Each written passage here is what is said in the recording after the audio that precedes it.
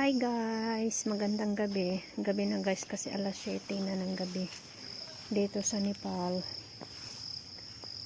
So tingnan ninyo yung nangyari sa aming garden guys. Oh, binaha. Bumaba pa yung tubig guys kasi kanina taga-tuhod.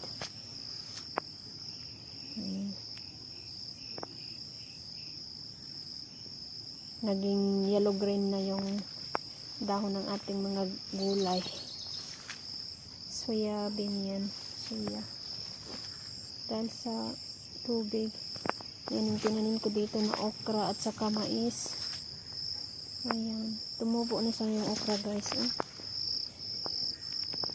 Kaso binaha yung ating garden. Ayan. Ating kalabasa.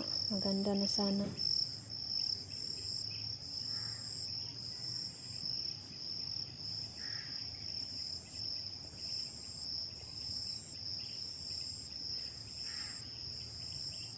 Naglaba pala yung kapitbahay namin. Kaya hindi siya nakapunta sa bahay kanina.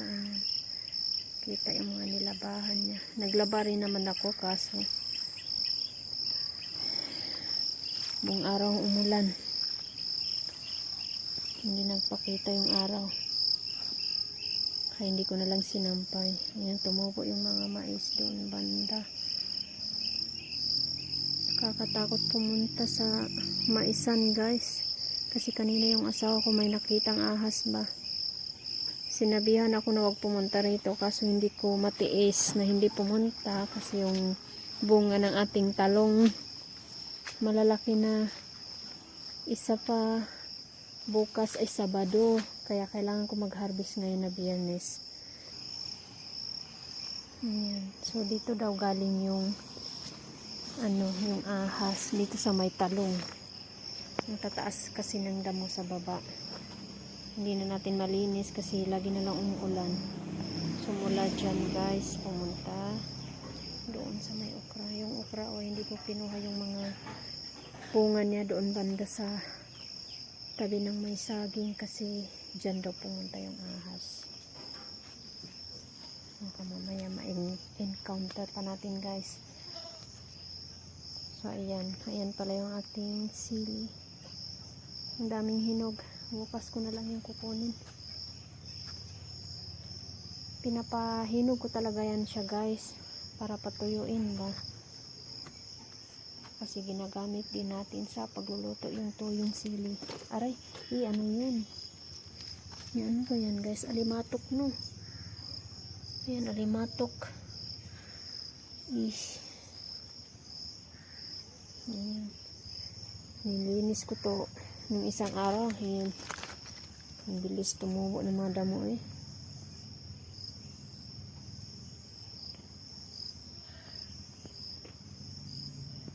Manimbat man po itong balahibo ani sa katagas sa mga sagbot.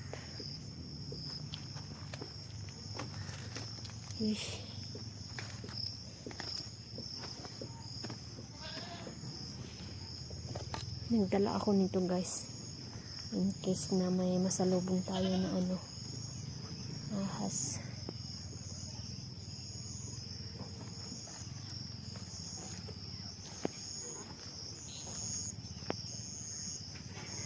Problema talaga kapag ganito umuulan parang ang dumi ng paligid.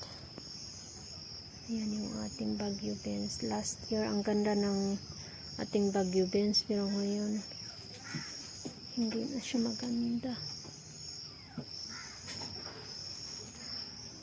Dahil kasi sa sobrang init guys.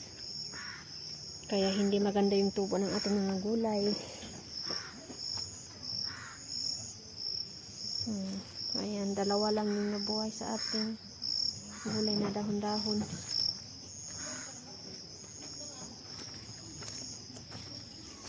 Dumi talaga kapag umuulan. Natakot ako, kinabahan ako nito guys, itong wire. Iba talaga kapag nakakita ka ng ahas na maitim. Kasi lahat naman yung makita mo na matataas, akala mo yun na yun. Ang dumi ng kulungan ng mga manok. Ayan yung ginawa nila guys. Parang mga baboy.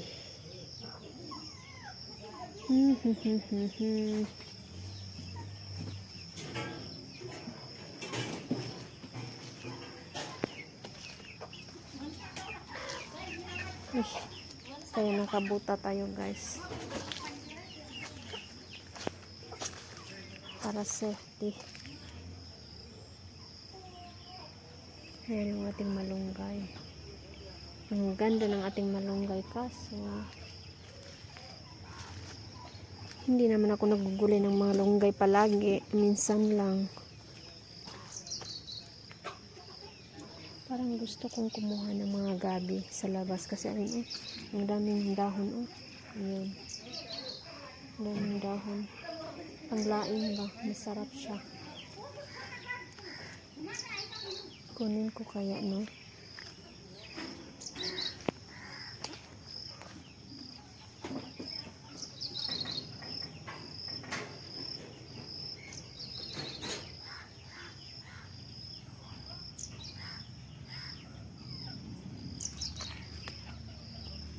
Ang daming motor sa kabila ng kapitbahay.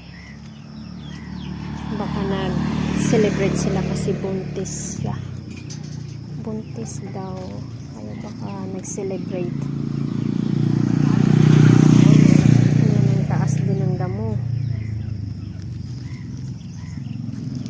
Ayan, gusto ko kuhanin guys yung mga gulay kaso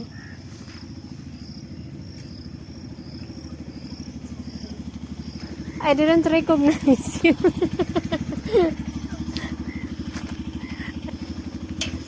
Hindi ko siya nakilala. Nagpalit kasi ng motor. Nagpalit siya ng motorbike. Kaya hindi ko siya agad nakilala.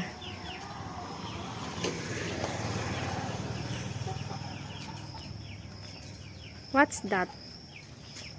Makay? Ayun, bumili siya ng mais. One thing I didn't bring.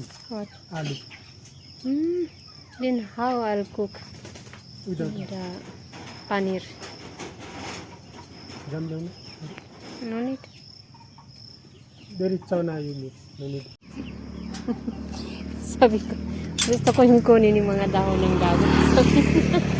Wag na daw. May bukas na lang. Ano ba yan?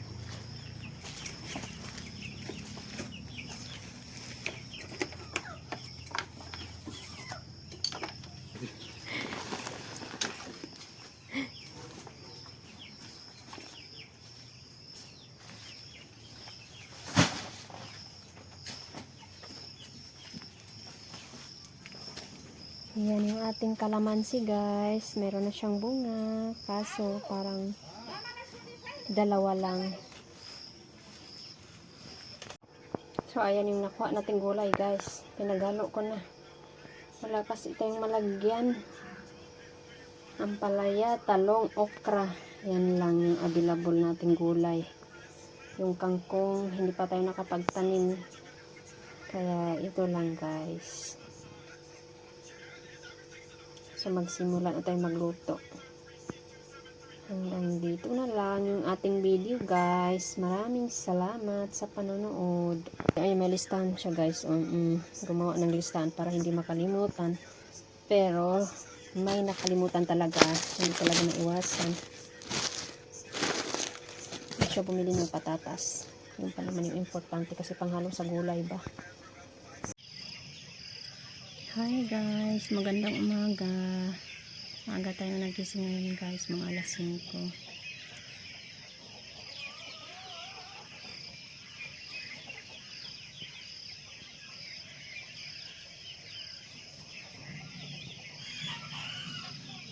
Ang sarap pakinggan, mga huni ng ibon.